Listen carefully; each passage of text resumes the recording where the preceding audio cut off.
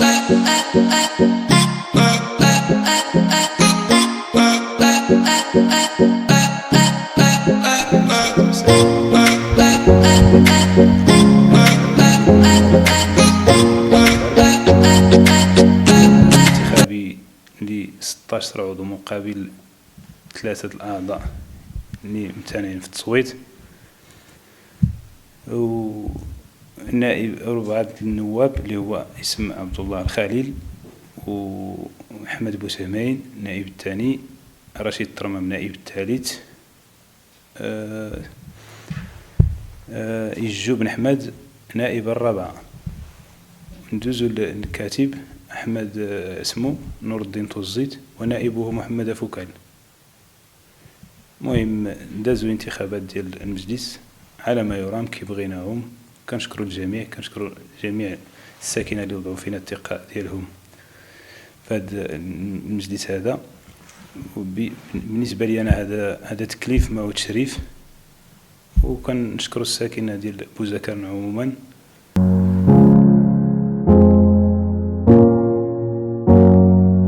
ايوا نتمنوا ان شاء الله نزيدوا بالمدينه ديالنا لقدام.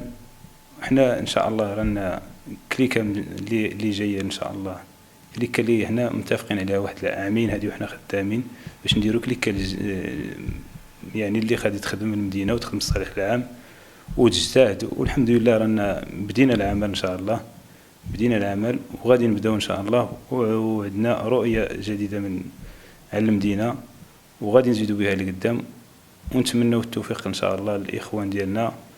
ورانا غادي الحمد لله دقه حتى نعالجوا المشاكل اللي عندنا في المدينه. كاين مشاكل كثيره وانما غادي معها دقه حتى نفكوها ان شاء الله.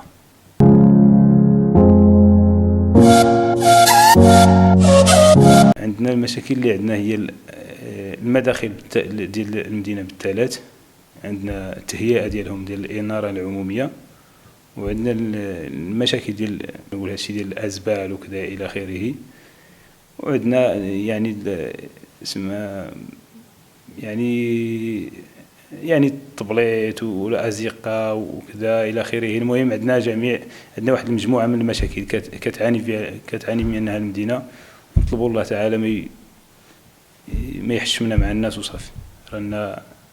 رانا غاديين مع هذا الخير دقه وصافي حتى نقعدوا. حنا ما عندناش الفرق بين حي وحي، عندنا الاحياء سواسيه حال بحال، ما عندناش فرق بين الدوائر عندنا سواسيه. يعني نطلبوا الله تعالى ما يحشمنا مع الناس، ما عندناش مشكل مع شي حي ولا هذا. غادي البلاصه اللي فيها مشكل كنمشيو ندابزو معاه نفكوه صافي. السبب في هذا المشكل ديال التراكم ديال النفايات ربما حتى لي فيكول ديال نقل النفايات فيهم مشكل. ما كاينش يعني واحد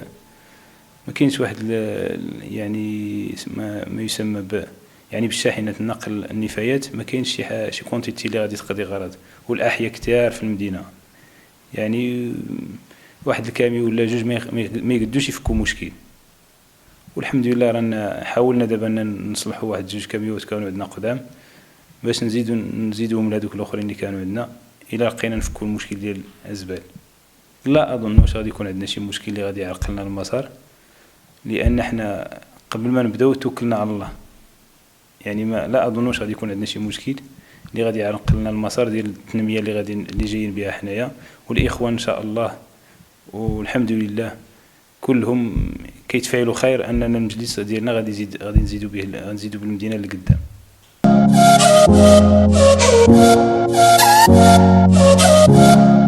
ساكنه بوزكرن كنشكرهم وكنزيد نجدد الشكر ديالي لهم، لان وضعوا فينا واحد الثقه اللي هي ثقه كبيره وما كناش كننتظروها. فاذا به حنا ما كناش معولين على الرئاسه وما كناش كنفكروا فيها، ولكن كنشكروا الناس على المجهودات اللي داروا باش اننا نكونوا في هذا الكرسي. هذا كرسي بغينا نديروا به خير ماشي نديروا فيه خير. ان شاء الله رانا غاديين مع ساكنه ديالنا وكنشكروا فيها وزيدوا نشكروا فيها، وجميع المشاكل ديال الساكنه اللي قدينا نفكوها راه غادي نفكوها ان شاء الله.